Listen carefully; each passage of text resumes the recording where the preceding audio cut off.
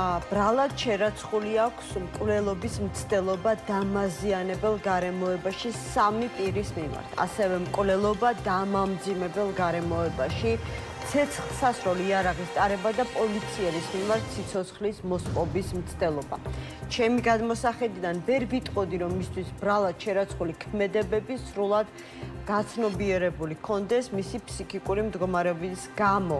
ამასთან დაკავშირებით ჩატარდება შესაბამისი სამედიცინო ექსპერტიზა. თუ რა თქვა ბრალთან მიმართებაში აღიარებს თუ არა დანაშაულს, ამასთან დაკავშირებით კომენტარისგან თავს შევიკავებ, რაც არ უნდა დადებითად ვილაპარაკო მასზე ან უარყოფითად, ყველა შემთხვევაში საზოგადოების მხრიდან მის მიმართ გულისწყრომა იქნება.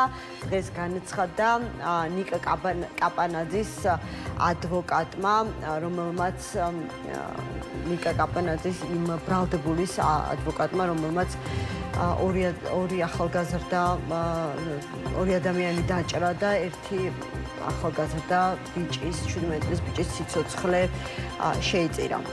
ზალ ჩიქობავა მსახიობი გვერდდება. მოგესალმებით, მადლობა გადაცემაში მონაწილეობისთვის. ბუნებრივია, რომ ამ ძალიან მძიმე ფაქტმა კიდევ ერთხელ გამოიწვია საზოგადოების დიდი ნაწილის აღშფოთება და ბევრი ღია განცხადება მოვისმინეთ, ბევრმა პირდაპირ ხელისუფლების სხვადასხვა შტოს პასუხისმგებლობის საკითხი დააყენა და დღეს ეს ტალღა ხო საზოგადოების აღშფოთებისა თითქოს ახალი ძალით წამოვიდა მას შემდეგ რაც მიხელ ყაველაშვილის კომენტარი მოისმინეს, რომელმაც ეს შემთხვევა შეაფასა რაღაც ერთი ნეგატიური აქტი, რასაც კიდევ ერთხელ მოჰყვა საზოგადოების საკმაოდ დიდი კრიტიკა და მწვავე რეაქცია. არ ვიცი, თქვენ რას იტყოდით, რამდენად აღიქვავს არსებულ რეალობას საქართველოს ხელისუფლება და მით უფრო რამდენად იზიარებს პასუხისმგებლობას ყოველ ასეთ ფაქტზე.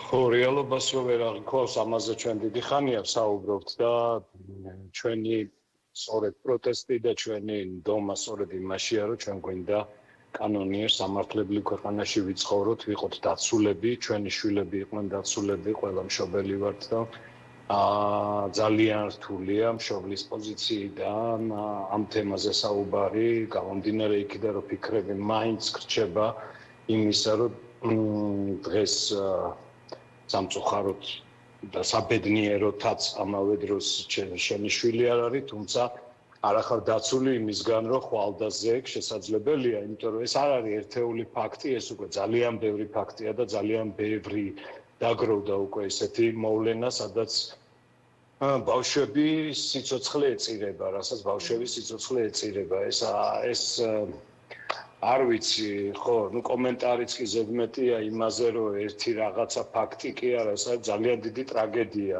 სწორედ ალბათ ამაში არის ჩვენი პრობლემა, თუ ჩვენ ამას ვერ გავითავისებთ, რომ ეს არის ძალიან დიდი ტრაგედია და ძალიან დიდი უბედურება და ასეთი უბედურებები, როგორც ჩვენ ქალაქში, ასევე რეგიონებში ძალიან გახშირებულია ესეთი ადამიანები, რომლებიც კანონის მიმართ აბსოლუტურად გულგრილნი არიან და თავს გრძნობენ დაცულად გამომდინარე ნაცნობობი, მეგობრობის, ან თანამდებობის, ან რაღაცეების გამო. სწორედ ეს არის, რომ მივდივართ აქამდე, მივდივართ იქამდე, სადამდეც მოვედით და არ ვიცი, კიდევ ერთხელ ვამბობ, რომ მეტა ეს იყოს ბოლო შემთხვევა კი არა და მართლა უკანასკნელი ასეთი ტრაგედია, იმიტომ რომ ასეთი ტრაგედიები ჩვენ ძალიან დიდ ტრავმებს გვაყენებს და ძალიან გძაბავს.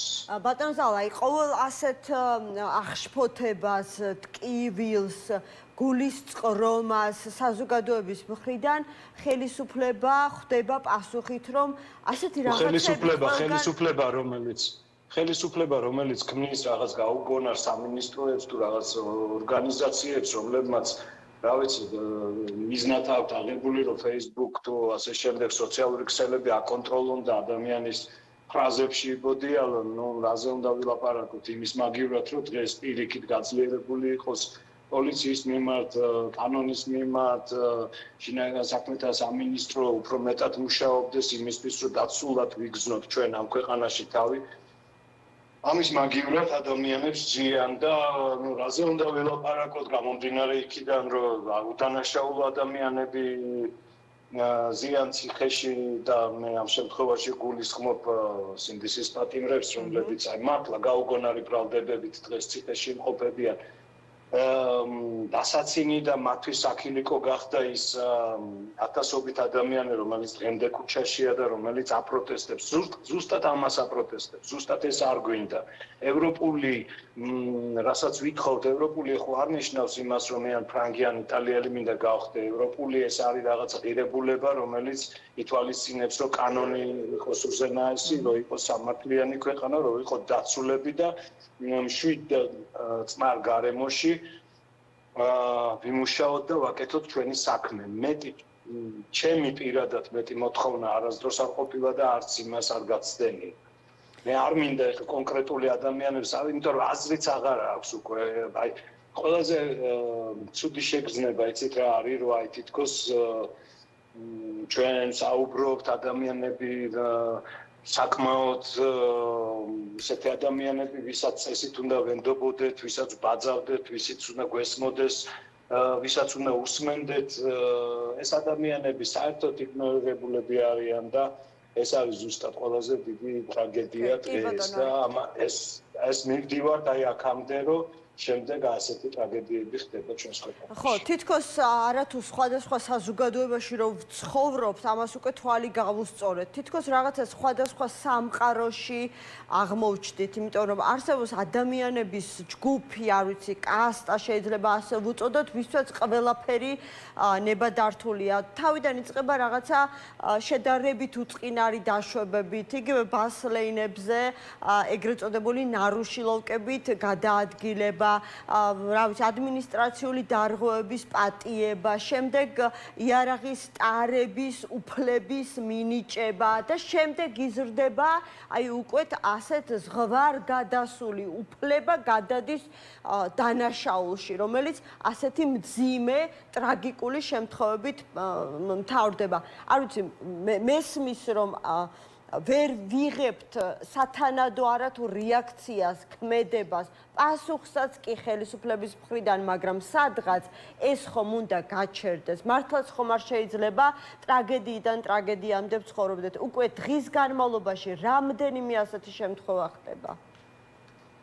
კი, ნამდვილად, ზუსტად ეს არის ჩვენი ასე ვთქვათ, პროტესტის ამომავალი წერტილი, ხო, რომ ზუსტად აქამდე მივიდოდით და ამაზე საუბრობდით, ამაზე ვაფრთხილებდით, ამის გამო პროტესტს ამის გამო გამოვხატავდით ამა თუ იმ მოვლენის შემდეგ, მაგრამ როგორც კიდევ ერთხელ დავწმუნდით, არავის აბსოლუტურად არც ერთ შტოს ხელისუფლებიდან პასუხისმგებლობის აღება თავის თავზე არასდროს არ უნდა.